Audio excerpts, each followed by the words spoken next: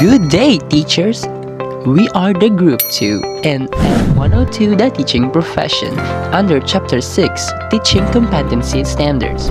Before the discussion, here are the group members: Vinci Samson, GB Potato, Fatima de Tablan, Lovely Ellen, Rose Ann Aluad, Frank Daniel Ofalia, and Matthew Cortez.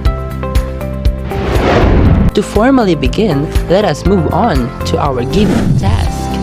Our task is to interview 2 professional teachers who have taught for 4 to 10 years. 1 public school teacher and 1 private school teacher.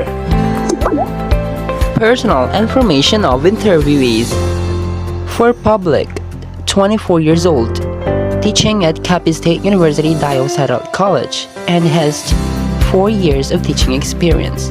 For private, 25 years old, teaching at the University of San Agustin, and has 4 years of teaching experience. Now, we are in the main focus of this presentation, answering the guide questions. So, here we have 8 questions. These are the questions that we will be using for the interview. Concerning that we are in a state of pandemic, which means that we cannot interview personally, we have used online forms to send questions and to receive answers conveniently. The guide questions are related to their own experience in the teaching field. Now, for us to understand their response, let us see and listen to their answers, beginning with question number 1. Let us start with the guide question number 1. Are you satisfied with your job as a professional teacher for the past years? Why? Now, let us move on to the response. According to a public school teacher, yes, seeing my students succeed in their own field is quite rewarding. And according to a private school teacher, yes, I was able to practice my profession as well as it enhanced my skills on becoming an effective teacher. So we can conclude that they were both satisfied with their job as a professional teacher for the past few years. Now, question number 2. What are some of your most unforgettable experience as a teacher? So, we are going to see the response of our teacher. So, for public teacher, she says it was the first year of my teaching career as I did not have any background in the field of education. I have learned a lot from my colleagues and students as well. On the other hand, the private teacher says, handling senior high school students, I noticed everyone has its own personality. So, based on their answers, we can say that it is really the students and somehow our colleagues, the people around us, that makes our experiences more unforgettable. Question number 3. What inspires you as a teacher? So, let us proceed to the responses. According to a private teacher, the achievements of my students get feels like also I achieved something in life. And according to a public teacher, to see my students succeed in their chosen fields. Based on what we have gathered, the teacher from private and public share common achievements that inspires them. That is to see their student grow and succeed. Hello, good day. I'm Lovely Deolian, and for the continuation, in question number 4, what are your greatest challenges as a teacher? According to private teacher, balancing paperwork and teaching. And the response of public teacher is greatest challenge would be being flexible, resourceful, especially if I'm assigned to teach certain subjects that are beyond my field of expertise. So, if we compare the 2 responses, the private and public teacher, The greatest challenges as a teacher is being flexible, balancing their time, and being resourceful in what subjects they are assigned. Question number 5. What are your plans for the future? Private teacher responses. Apply for DepEd, while the public school teacher naman is might go back to studying to pursue higher education. So both teacher has future plans. The private school teacher wants to try teaching in public schools, while the public school teacher wants to pursue higher education. Good day everyone, I am Rose Ann Aluad, one of the members of Group 2. So to continue, in question number 6, do you think you will retire as professional teacher? Now let us proceed to their response. According to public teacher, yes, I might explore the career opportunities.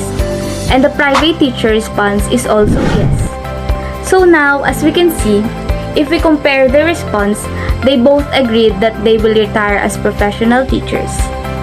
To sum up, they both agreed because professionalism involves being reliable, setting your high standards, and showing that you care about every aspect of your job. Hello everyone, I am from Tonel Ofalia, member of Group 2, and tugutin yung question number 7. What should teacher always remember in terms of their behavior? Now let us proceed to the responses. According to the private teacher, it is important to always remember their morale, for the public teacher is to be a good role model to their student. And now, to summarize and compare their answer, both these teachers want to be a good role model to their student.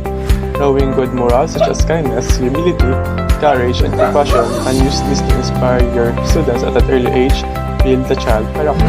It forms the very core of their being and become a foundation of their moral beliefs. Question number 8. What kind of teacher would you like the students to remember you when you retire? Now, let us move on to the response. According to a public school teacher, the kind of teacher who inspired them to pursue whatever they want to be in the future.